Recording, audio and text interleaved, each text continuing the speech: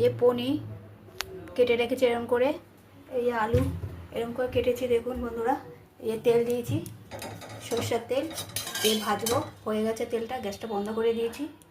আর এর মধ্যে মশলার মধ্যে আছে সাদা জিরে গুঁড়ো, হলুদ গুঁড়ো, লাল লঙ্কার গুঁড়ো, তেজপাতা দেওয়া আছে। এর মধ্যে দিলে তেজপাতাটা মশলার মধ্যে কালারটা ঠিক থাকে, আর তেলে দিলে পুড়ে যায়। একটু নুন আছে, টমেটো আছে। এই এবার গ্যাসটা ধরাচ্ছি বন্ধুরা, দেখুন আলুটা ভাজবো, পনির ভাজবো। এই যে গ্যাসটা ধরে দিলাম, এবার আলুটা ভাজবো।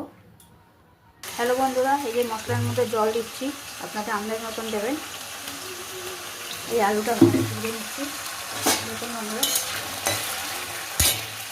এই যে মশলার মধ্যে তেজপাতা দিয়ে দিয়েছি, তাহলে সুন্দর দেখতে লাগে, তেলে দিলে পুড়ে যায়। এই আলুটা ভাজছি। এই যে আমার আলুটা ভাজা হয়ে গেছে দেখুন বন্ধুরা, হালকা করে ভেজেছি। তার পনিরটা ভাজছি, তেলে ভেজে নিচ্ছি।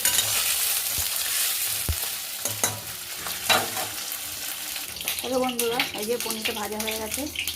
পনিরটা কিছুটা জল দিয়ে দিচ্ছি, তাহলে পনিরটা নরম থাকবে। জল দিয়ে দিলাম। তেলের মধ্যে সাদা দিয়ে দিচ্ছি একটু সাদা জিরে দিয়ে দিচ্ছি।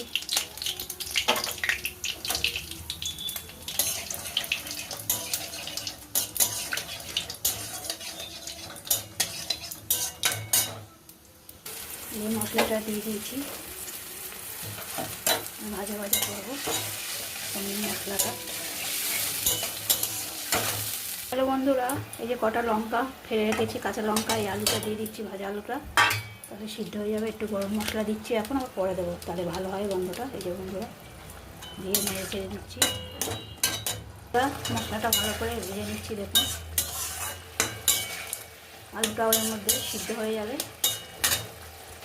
এবার ভাজা পনিরটা জল দিয়ে ধুয়ে রেখেছি, ভিজিয়ে রেখেছিলাম জলে, গরম জলে। এবার পনিরটা দিয়ে দিচ্ছি, ভালো করে ধুয়ে রেখেছি,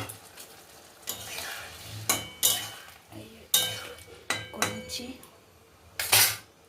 অল্প একটু জল দিয়ে দিচ্ছি, আপনাদের আন্দাজ মতন দেবেন। আমি অল্প জল দিচ্ছি, গা মাখা মাখা হবে। অল্প চিনি দিচ্ছি, আপনারা বুঝে দেবেন।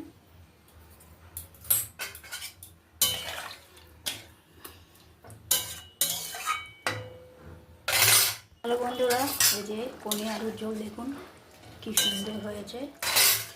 কটা আলু আর পনির একটু ভেঙে দিচ্ছি, তাহলে ভালো গন্ধ আর সেন্ট আসে।